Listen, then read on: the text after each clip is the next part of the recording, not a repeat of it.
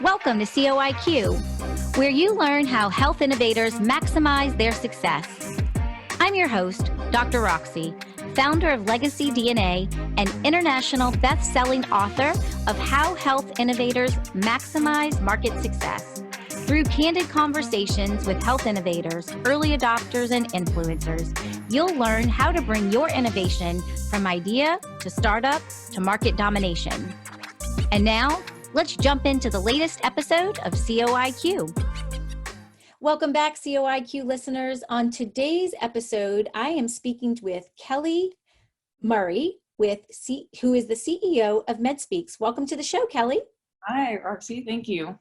I'm really excited about this conversation. You do. We haven't had a chance to connect in a while, and it's quite different than our regular days at Infusion Tea. It is. I know I miss those days more and more as the days go by. But I'm still drinking some tea. Oh, I have water this time, so. So for our listeners who don't know who you are, give them a little bit of background about what you do and what you're up to these days. Sure. So I have a community called the Health Innovators community, and that's where we bring together, it's a localized community of health leaders and entrepreneurs and investors. And we engage them in conversations for knowledge sharing and business connections. And then I am also the founder of my own company called MedSpeaks, and that is a services organization for entrepreneurs to help them with their commercialization, with connections, business development, and that type of thing. And then most recently, I launched Other Street Ventures, which is a venture arm for really unconventional types of investments. And we're bringing in people that are somewhat maybe foreign to health tech. So I'm referring to people that are in, say, real estate and banking industries and getting them introduced to technologies and asset classes that are, a little bit unusual for their portfolios. Mm-hmm. And so that's been the most recent thing that I've been working on. Exciting. Yes. You've always got your hands in a lot of different things. I do. Maybe too many, but it's always fun and interesting. Well, and they're interconnected in some form or fashion. They're not completely disparate things to work in. So let's kind of start off by, I think it's good for us to talk about like what was going on pre-COVID, and then we can kind of roll into what's happening now. What was some of the things that were happening around healthcare tech and the event space, and what were some of the challenges that health innovators were facing prior to COVID? Well, I mean, definitely prior to COVID, the market was doing really well. We're based in Florida, and Florida is not necessarily recognized for having a lot of capital infusion, especially in the healthcare space. But we started to see an uptick of angel investors and more dollar amounts coming into the Florida market to help support some of the innovators in our communities around the state. And as far as events go, I mean, Orlando in particular is a massive hub, for events. So the HIMSS conference was coming up. People were really excited about that. And then, just locally at the community level, I mean, I can't even begin to tell you how many, events, face-to-face events, whether they were socials or networking events, educations, conferences.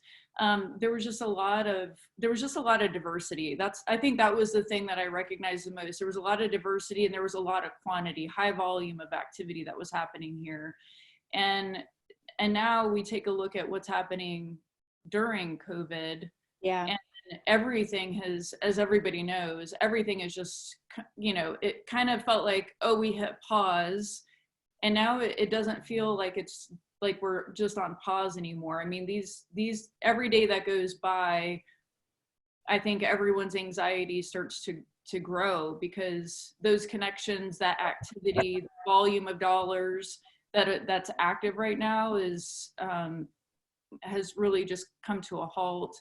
The ability for us to meet face to face has come to a halt.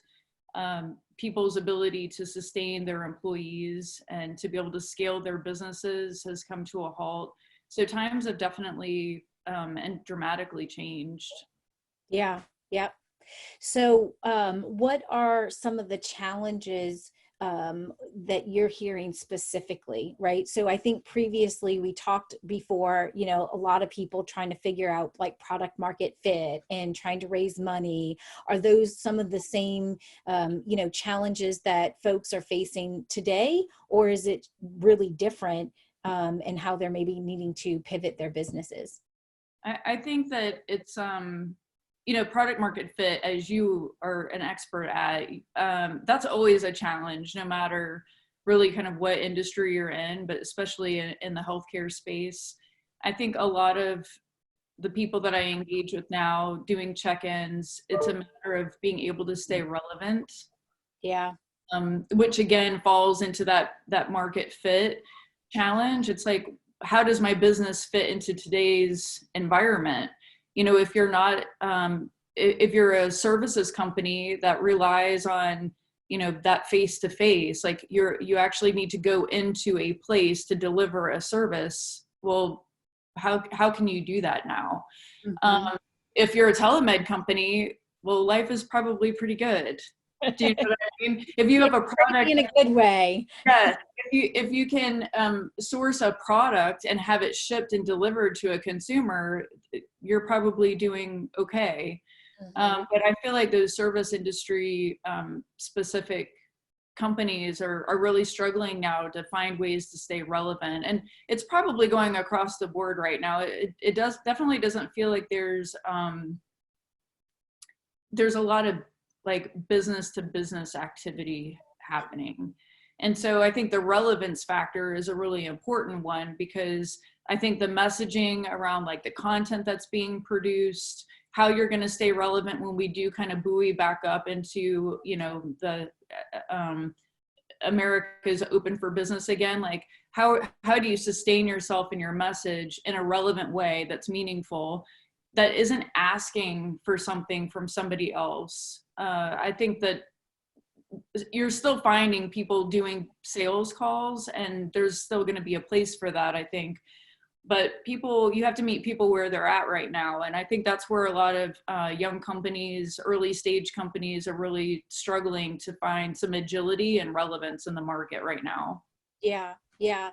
I'm definitely seeing that too. Some of the advice that I'm giving clients is, you know, communicating or creating value and kind of thinking, you know, a lot of times Gary Vaynerchuk has this, I forget what he calls it, give, jab, or jab, punch. I call it give, ask, right? So you're going to give value like 3 times before you're asking for something in return. And that's, you know, before COVID. I think now for a lot of businesses from a sales strategy standpoint, it's just give. What kind of value can you give? Advice, guidance, so that way you're contributing, you're not increasing the burden right now. And then at the end of this season, like you said, you're memorable. You know, that you're still forming that trust and that deepening that connection that you have, and you're not trying to sell something to someone. Right. Yeah, I saw an example recently, and it was because the real estate industry is another good example of an industry that's kind of come to a kind of a slow halt. Sure. And there was an example was given of this real estate agent. She was, you know, very successful in her field. And when housing, you know, you can't have an open house anymore. So what are the things that you can do to sustain yourself in that? Well, there's like the 360 videos, you know, where you can at least do the virtual tours. That's going to become, you know, part of mainstream in almost everything that we do. Yeah. But then she decided, I have this really vast network of people. What if, and I believe it was I think she was local. But she decided, let me open up my network, get some fabric, and let's start sewing masks. And so she got 600 people to come together to start sewing masks. So although she's not top of mind right now for real estate, she is top of mind because she's doing something really amazing. And she leveraged the power of her network to do something impactful. Yeah.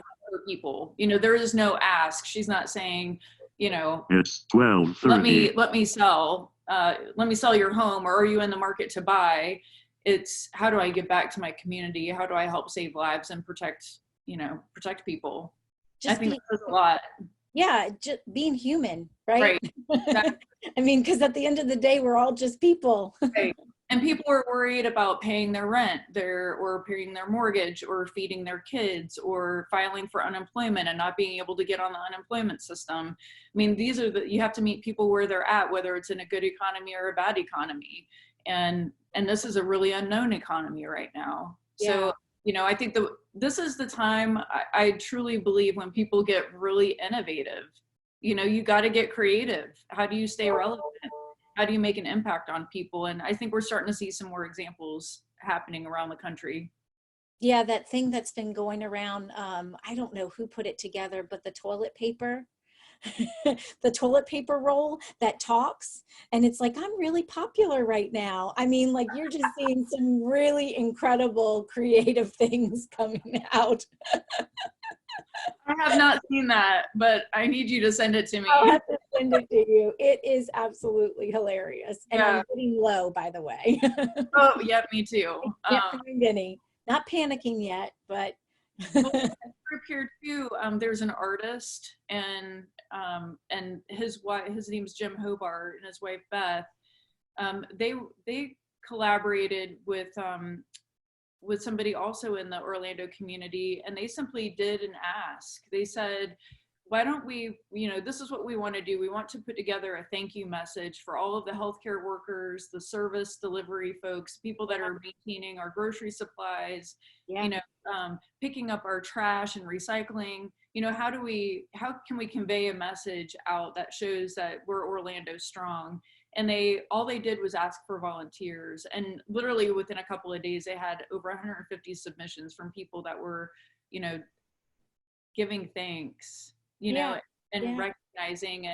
And, you know, again, this is an artist and somebody that's in the real estate business that, you know, leverage the power of the network to make an impact on people. And they're not asking anything other than for us to show appreciation. And, to me, that just goes a long way towards showing value and where people's hearts are at right now. Yeah, I think we're seeing so much creativity, unity, solidarity, and just real compassion. You know, I'm in a lot of ways, I'm really proud of, you know, who we are as a community. We're really rising. Yeah, it's good to see. So, what, you know, you touched on something that I think is really interesting, and I feel like other industries maybe don't have this issue as much because it's just more common. But what about those businesses that don't have a network, that, you know, haven't been building a list? They've just been really relying on those face-to-face counters, you know, especially in healthcare, right? Where there's, you know, has a tendency to be more laggards in, you know, adoption of some of these marketing and business practices. And so, you know, what do you have to say to those folks? Well, they also need to get pretty clever and step outside the traditional ways of thinking. I've seen companies that do rely on that face-to-face now starting to create online video content that really helps demonstrate what they're doing in the midst of this crisis to be able to fit into being able to support businesses and people. So one example is like World Housing Solution. It's a company out of the Sanford, Lake Mary area, and they have clinics on wheels, for example, and they can stand up these shelters that can be air conditioned. They can be literally stood up in an hour. And so one of the things that when I spoke with Ron Benziv, who's the CEO there, he was like, we're going to be launching something new. And I'm like, okay, what is it? And he said, well, we're going to put together this video and it's going to show us standing up an ICU, an independent ICU room in 45 minutes. And I was, wow, this is really cool. But one of the challenges that he has is just getting up to the right people. You know, he's definitely a face-to-face type of guy, but I can tell that he's starting to shift things a little bit and going more towards that video content and getting it pushed out. So they were recently featured on the news. So I think that there are ways that you can, you know, you have to find a way to stay relevant until this economy booms again. And whether that's, you know, doing helpful tips, Yeah.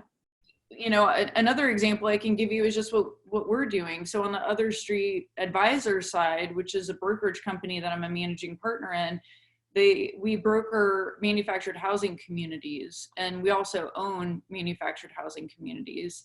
And so one of the things that, you know, came up when we were faced with this pending crisis is that we have several 55 and older communities. Well, the last thing that you want is a 55 and older community becoming a hotspot for COVID. Yeah. And so, you know, then immediately our minds started shifting into, well, how do we help educate community owners on how to thwart and protect their residents? How do we help them navigate through uncertain times when these owners of these, you know, these large parks may not be able to collect rent? How do we help them manage if there is a health outbreak within their community? How do we help those residents get access to care? How do we educate them about hand hygiene? So these are not things that are typical. You know, you would not think that you would provide this type of education, but this is the stuff that we're now promoting, which is it's an unorthodox approach, but it's again about being able to provide that value and not having an ask back. Yeah. So I think, Kelli, what you've been talking about is just some really incredible examples of ways that folks need to pivot in their marketing, pivot in their messaging, pivot how they approach folks, pivoting in the content that they're developing, how they're helping, serving, educating, informing, and all those little nuances. Not every company is going to need to pivot in the same way, but making sure that you're looking at that, taking inventory, and then, like you said, getting creative and coming up with some unorthodox, because the rest of the world is also going digital. And so there's more noise in those digital channels than ever before. Yes, I totally agree with you. Yeah. But you did bring up a good point, though, about those organizations that maybe don't have a following. And I think being able to leverage places like Twitter and Facebook and Instagram and sharing those, you know, the stories, like the real estate agent who's got, you know, people cutting fabrics, you know, they're capturing video vignettes of people doing the work, you know, and to me, those are really powerful things, and they don't cost a lot of money, and they're high impact. And so I think you can build a following if you don't have one already, simply by providing really relevant, valuable content, tips, you know, things of value, things that touch the emotional heartstrings of people will help you inherently get that following. Yeah. Yeah. The other thing that I think you touched on is the rawness or the authenticity of like cutting it out, right? So I think a lot of times we naturally want to, you know, show the beautiful, perfect finished product. And that's really not going to be nearly as effective and powerful at connecting at the heart, right? Is if we actually show in the thick of cutting the fabric out. And so, you know, just encouraging our listeners and just to be real. Right. Yeah. Be authentic, be personal.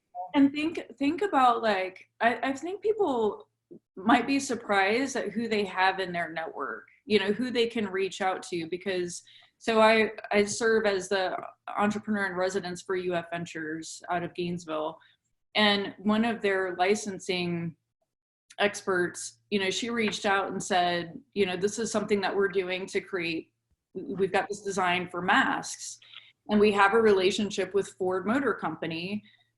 Do you have anybody that can source N95 fabric? And I'm like, I don't know. Maybe, you know, let me see. And so I picked up the phone and I made a few phone calls, and turns out I did have somebody in my network that has access to suppliers with N95 fabric. She happens to know the CEO of Cardinal Health.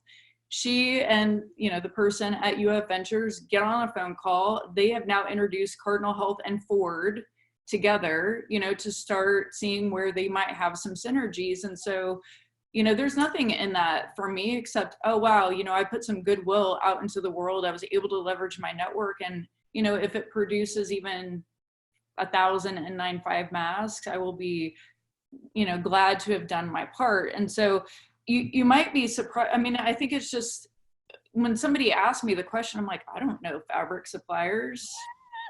Right. But then I'm like, but I do know, now I know people who do know people. Yeah. And so it's kind of it's that trickle out effect. And I think you don't have to necessarily be creating massive content or, inventing something brand new and profound to make an impact. You can simply just pick up the phone and have those conversations with people you already know and just inquire about how you might be able to help them. I think that can go a really long way. Yeah. So let's switch gears a little bit and talk about the financial landscape for health innovators, right? There's going to be so many people that were, lined up for pitch competitions and, all those events that they were, ready to, meet and network and, kind of that pipeline of trying to raise capital. What's happening now? What do investors need to know? And what do they need to do as next steps? Well, I think there's a couple of interesting things going on. So I recently did a fundraise for a company I'm really passionate about. And I think you know this company pretty well. Yeah. And so it was kind of an odd situation with how it even started. I've been advising the company for the last couple of years, wanted to make a personal investment in the company, and then told a few of my investor friends about it.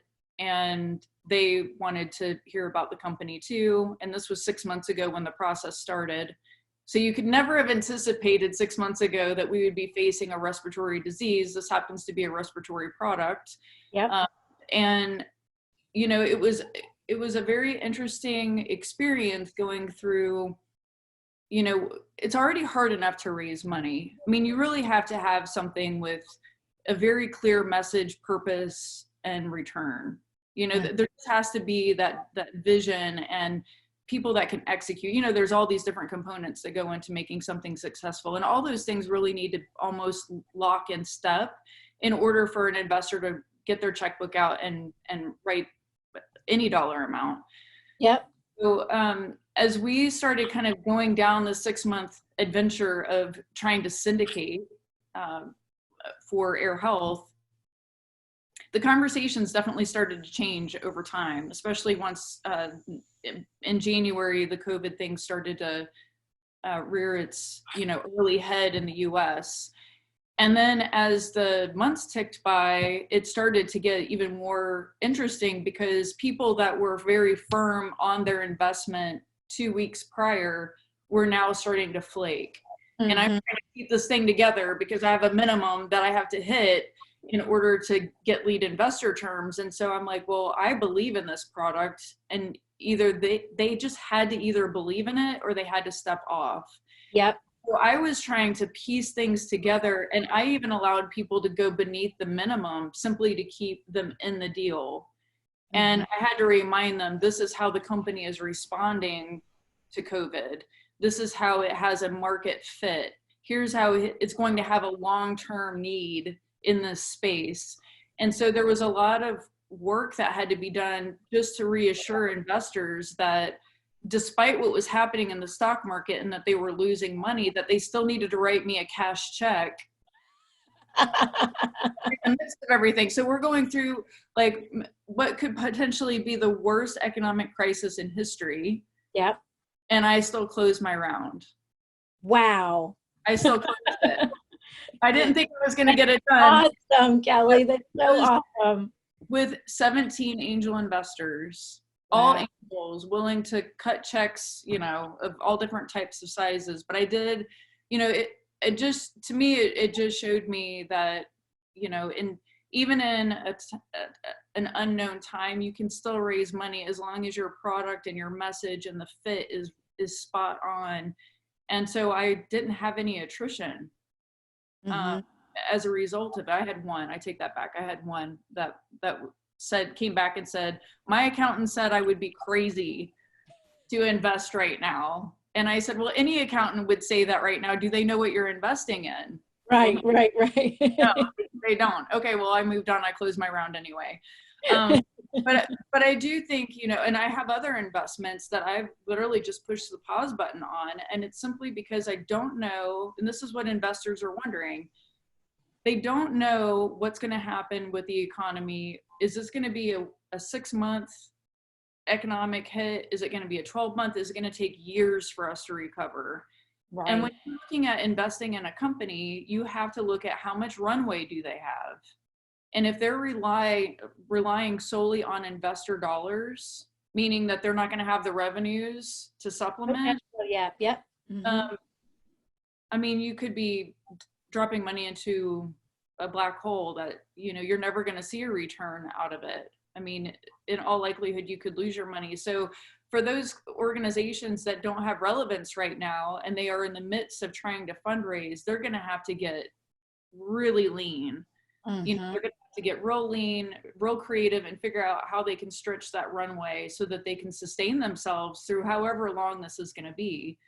And I am seeing people, though, still investing in like telemed platforms and things like that. But, supplements, wearables, even certain pharma, those things are drying up really quick. Everything just, people have just hit stop. Hey, it's Dr. Roxie here with a quick break from the conversation. Are you trying to figure out what moves you need to make to survive and thrive in the new COVID economy? I want every health innovator to find their most viable and profitable pivot strategy, which is why I created the COVID Proof Your Business Pivot Kit. The Pivot Kit is a step-by-step framework that helps you find your best pivot strategy. It walks you through 6 categories you need to examine for a 360-degree view of your business. I call them the 6 critical pivot lenses. As you make your way through this comprehensive kit, you'll be armed with the tools, tips, and strategies you need to make sure you can pivot with speed without missing out on critical details and opportunities. Learn more at legacy-dna.com/kit. Yeah. That's so I'm going to go back to what you were saying about the message and the purpose and the return. So a lot of the conversations I've been having these last few weeks have been around like whatever deck you were using to pitch your company, that needs to be revamped. Yes. Like your whole messaging and business model, even if it doesn't necessarily change, it needs to be reframed, right? Because their questions, their concerns are very different. I call it COVID proofing your business and presenting your business as COVID proof, right? And these are all the things that we're doing. So exactly what, to be able to accomplish exactly what you said, like whatever confidence we needed to give those investors previously, the language that we're using in the amount of confidence that they need has certainly increased, right? Totally. Absolutely. 100%. Couldn't agree with you more. I like the COVID proofing. I mean, we're going to say a lot. I mean, we're going to learn a lot because of this crisis. We're going to learn, we're going to see some new innovations surface, which is really exciting. And you'll probably see investor dollars flood into that direction. And you're going to see those that, had such great potential in a great market have literally no potential in a down market. Mm-hmm. And so I'm curious, and I'm also slightly alarmed at what we're going to see because, this was an entrepreneurial market. Yeah. It was also a seller's market, if you want to look at the real estate industry, and now it's, I don't know. I'll be real curious. Well, that's just it, right? We just don't know. It's really hard to describe what this market is. Right. That's true. Yeah. and how long it's going to be that thing, because everything is so dynamic, right? Well, and there, and if you're looking, aside from, investing in startups, just investing in the in the stock market. Mm-hmm. I followed, and I'm not stock savvy, right? Let me just make that clear. I'm much more comfortable Come writing on. a check to a startup company than I am, playing the stock market. So Yeah. I have a certain percentage of my portfolio in stocks. And I mean, like literally within 4 days, I lost 35% of my portfolio. Mm-hmm. And I watched the numbers and I went, oh my gosh, do I just yank all of it out and put it in cash, or do a self-directed IRA and start investing it myself? And I decided to leave it, and it did pop back up, thankfully.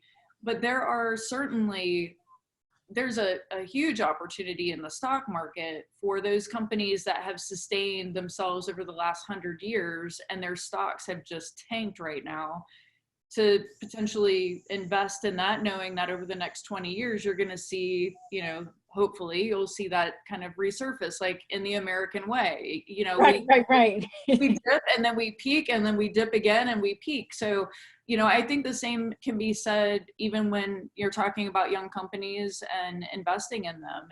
But you have to pay attention to the viability of that business, and is it COVID proof, like we've been able to see, tried and true with other companies over a long period of time. It's funny that you said that, because my husband and I were just talking last night about Carnival Stock that's dropped 70%. Oh, yes. It gets like 20 something dollars a share. And we were like, should we? I mean, the cruise business is probably pretty darn COVID proof. This might be a really good opportunity. Just never know. I mean, Yeah. I think investors are going to keep their eyes and ears open for whether it's, a new type of chemical that has been proven to, ward off COVID, the coronavirus itself. Yep. For 30 days, there are things that I'm hearing about that I'm like, ooh, that sounds interesting, because, Yeah. we're never going to get rid of, more than likely, we have never gotten rid of the measles. Right. It never goes away. It's just, how do you contain it? And so I feel the same about coronavirus. Like, this is just going to be part of our future. It's not going to be eradicated, more than likely, but, hopefully the vaccines and things like that will start creeping in and get widespread use, and we can regain some sense of normalcy. And I think in that sense, it will become an investor's playground. Mm-hmm. And get those things in place. And I think you'll start to see investor dollars starting to funnel back in over time. But certainly right now, everybody's really gun shy and they're just holding on to cash. Yeah. So for those early stage companies who don't have cash flow coming in, whether they were just not there yet, maybe they didn't even launch, or maybe they did, but they were still kind of feeling the pain of that longer sales cycle, or maybe it's something that stopped, right? Like maybe they did have some sales on the books, but they just don't for a while. What advice do you have, if this was a company that's in your portfolio and you're sitting down with them and you're like, okay, we got to get lean. What are some of the best practices that and it could be something elementary, because I think right now we're so stressed, we're maybe not even thinking about the basics, but what is some of the things that they can do to get lean and stretch their runway? Oh, that's a really good question. So some of the things that I've heard companies talk about that they've done, and we've also taken these steps in my companies as well, is, really canceling off non-essential professional service contracts. I mean, it's kind of a painful thing to have to do, but I had even brought on some expertise, and it was to help us with marketing strategy and, the things that you want to be able to separate yourself from the rest of the gang. But when those are high dollar contracts and they're not critical, like mission critical, you've got to cut them or hit pause. Like, you don't need to cancel the contract. You don't need to get yourself into a legal liability with it, but you should have the ability to push pause. I mean, for the most part, like all of ours have been really understanding that they've been paid through the month of April, but until we know more, in May, June, July, that we're going to postpone until the fall. So I think for small businesses, whether you're a startup company or, you know, a mid-stage company, that's an easy thing for you to be able to do. And I think the timing of that is really important. So I think a lot of times as, you know, entrepreneurs, you know, we are really passionate about the mission that we have before us, right? And being able to make our impact in the world. And there's definitely a lot of, feel good around being able to employ other people. And so it's really, really hard when you think about that, right? Especially when you know, like, oh my gosh, like you're just as desperate as I am. Like, this is just as important for you as it is for me to not pay it. It is for you to get it. One of the things that I think is really important is for people to take a hard look at that as soon as possible. Yes. Dragging it out doesn't do good for them, for the company, or for the other person. Yes. I know another thing too is if you're in a lease, you know, with your landlord, I mean, this is affecting landlords and mortgage holders too, is, you know, being able to sit down and talk with them about getting a discount on rent. It's not that you're going to get a pass. It just means that you can defer that payment, maybe you can spread that payment increase like over the latter 6 months of the year so that you're paying more for your rent. Yeah. You need to go completely remote and everybody starts working from, maybe, I think what we're going to see is a lot of businesses that thought they could never work remote find that they are very effective working remote. And that might actually have a really interesting impact on office space and retail space moving forward. You know, I think we're going to start to see some shifts, but, you know, if you're a young company and you have, you know, and you're trying to extend that runway, you need to get, you know, really think about your high dollar expenses. And a lot of times professional services and your rent are going to be expensive. So if you can defer those, I know in our case, we got a 70% reduction in our rent. It doesn't mean that it's wiped clean. It just means we're going to tack it on to the end of the year, you know, in the hopes that things will start to normalize by then and our revenues will boost back up and then they still get their money. And we get to still remain in business, you know, and maintain our office space. That's great advice.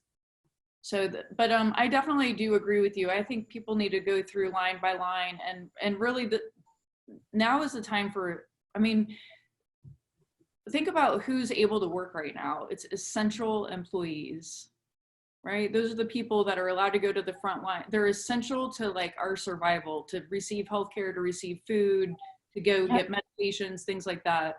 And I think you have to look at your own business in that same context.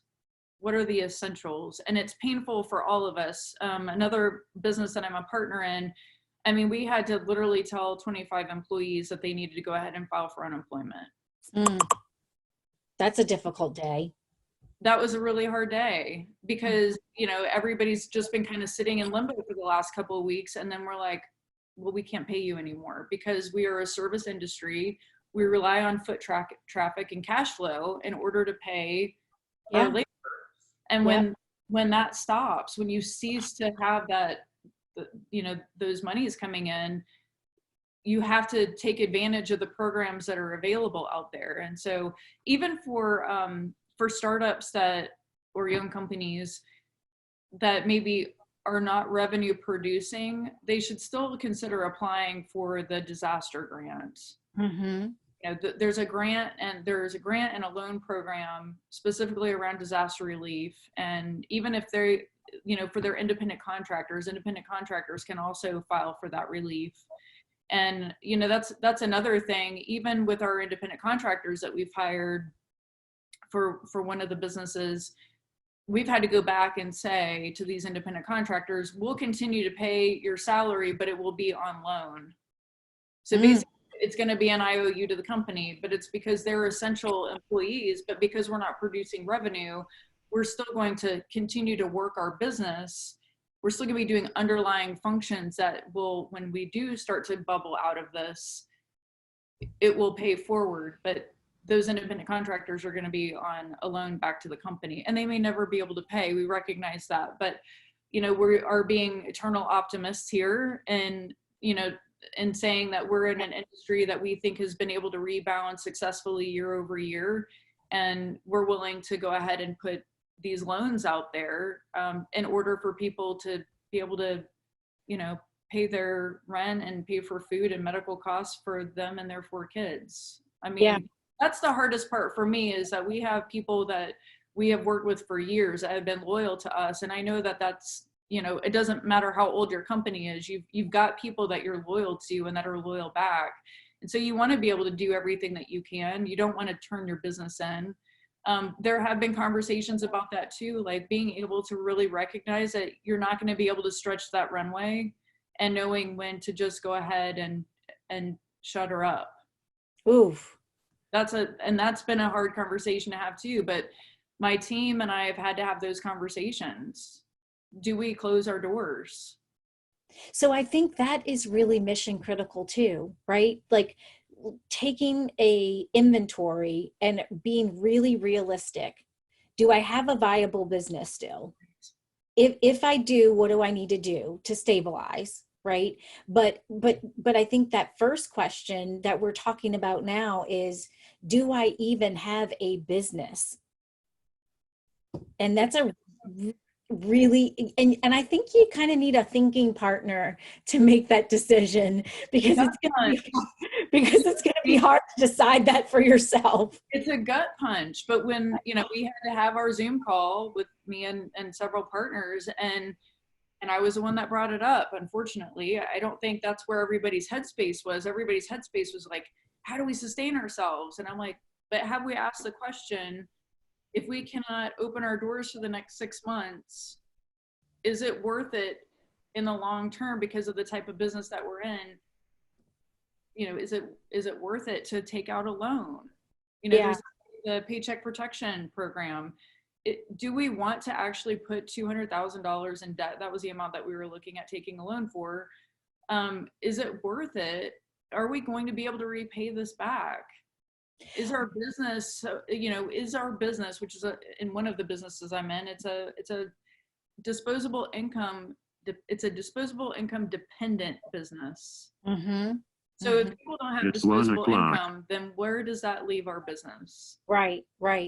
And if it takes us 3 years to normalize, I mean, is it worth the challenge and the headache and the debt? You have to have those really tough, you have to ask those questions. Even if you have a good business and a good economy, which we did, we had one of the top businesses in the country in this particular domain, we still had to ask that question. And it was, you're right, like, right. Yeah. For 15 years. And we're talking about like, but how is that possible? Right? Yeah.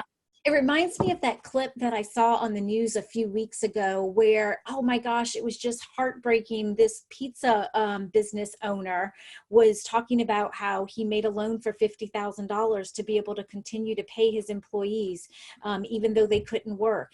And that is so noble, so noble. But I thought to myself, okay, that's noble. All right, now pause. How many pizzas are you going to have to sell to be able to recoup that $50,000? Exactly. Wow. Ooh. Exactly. I don't know. That is the question that people really have to ask, because depending on which program you go through, if you go through the Paycheck Protection, you can have 4 to 10 years to pay it back. If you go using the disaster program, you borrow less, like up to 200,000, but you might be able to get up to 30 years to repay it. So over 30 years to repay $50,000, you could probably serve enough pizzas to cover that, right? Yeah. But then how much would it be to just start over when the economy is better? Right. I don't know. Yeah. I mean, everybody's got to decide that for themselves, but these are really tough questions that I think a lot of people, whether you're in the house or you're in the pizza space or the ice cream space or real estate, you have to like get real with yourself about your business. Absolutely. Okay, so let's end on a positive note. So obviously COVID is catastrophic and it's wreaking havoc on all of our lives in a really deep and profound way, and it's just terrible. At the same time, there are these silver linings.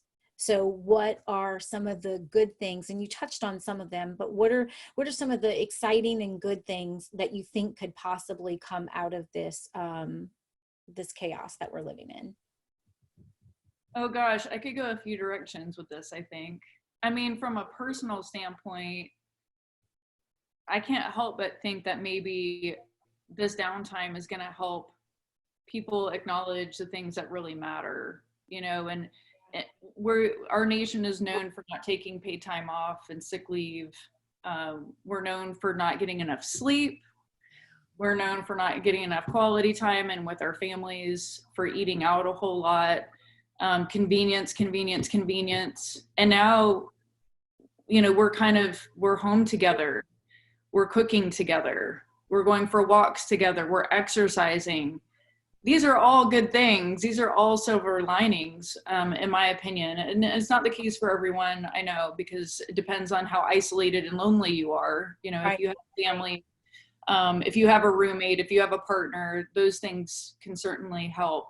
But, you know, to some of the things that we talked about from a business standpoint, I think we're going to be able to learn. What we are learning is how are we able to work differently and in novel, notice how I put that in there, pardon the pun, novel, unique ways, like using Zoom, for example. Like you and I would normally be at Infusion Tea having this conversation.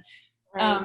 But, you know, for people to be able to do business in a different way, a creative way, to understand how they can maybe homeschool their children, how maybe they never knew that they had a passion for creating content, but now they have people that I know that are getting educated. They're taking this time to learn new skills, new trades. And I think that that's like these are silver linings. You know, these are the silver linings about us taking control of our lives right now, when we feel like we have no sense of control over a lot of things that are happening outside the four walls of our home. And I think I'll be curious to see what this world looks like. You know, my friends, my business colleagues, I'll be very curious to see this time next year. Like if you and I have this conversation, we schedule it for this time next year. Schedule it when we're done here. Play this conversation back and then we, you know, fast forward 12 months, where are we at? How have things changed? I mean, I know for me personally, like I've always been an active gardener, but I've been so busy with businesses that I really set that stuff aside. And my daughter and I have planted like 30 different types of seeds. We've got a kitchen scrap gardening going on in the kitchen. If you could take a look at it, you would see like all these containers full of different like celery and carrots and onions, all stuff that we're growing from scratch, pineapples. And, you know, being able to, and they've said too, that items around sustainability and permaculture, like sales for those things have gone through the roof, and it's us getting back to like more simpler times. And I think we've all probably deep down, we've all kind of craved to get back to some of that, the basics. Absolutely. I have done more weed pulling in the last week than I have in a really long time. And it's, believe it or not, it's therapeutic. I actually enjoy it. Vitamin D and fresh air. You know, I think I've seen more people out in my neighborhood, and we abide by social distancing. If we're walking towards each other, somebody will step off into the road. We say hello, we bypass, and we get back on. But I mean, it has just been a wonderful thing seeing all these people out on their bicycles, their skateboards, walking their dogs. Getting to know our neighbors for the first time 6 feet away. Like that's what we're doing. You know, and I think regardless of what happens with the economy, one thing I've learned definitely from my neighbors and from watching my friends and their neighbors on like Facebook, for example, is because they're forging these 6-foot distance relationships from their neighbors. I think that there's an interdependency that we've all recognized from each other. So if you need something, I'm here. If you need a roll of toilet paper, knock on my door and I'll set it outside for you. I had a good friend of mine.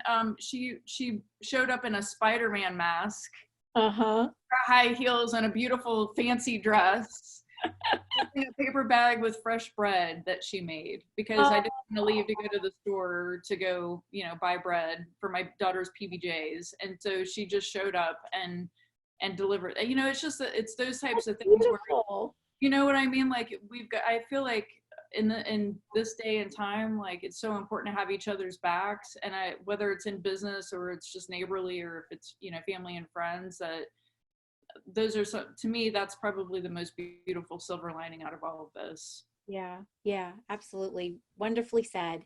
So how can folks get a hold of you if anyone has any questions or want to connect with you later? They can email me at Kelli, Kelli, at otherstreets.com. I think that's probably the best way to reach me, is just by email or LinkedIn. It's, you know, MedSpeaks. Like my LinkedIn handle is MedSpeaks. Awesome. Thank you so much for sharing your wisdom today. Thank you for having me. It was so fun. Thank you so much for listening. I know you're busy working to bring your life-changing innovation to market, and I value your time and your attention. To save time and get the latest episodes on your mobile device automatically, subscribe to the show on your favorite podcast app like Apple Podcasts, Spotify, and Stitcher. Thank you for listening, and I appreciate everyone who's been sharing the show with friends and colleagues. See you on the next episode of COIQ.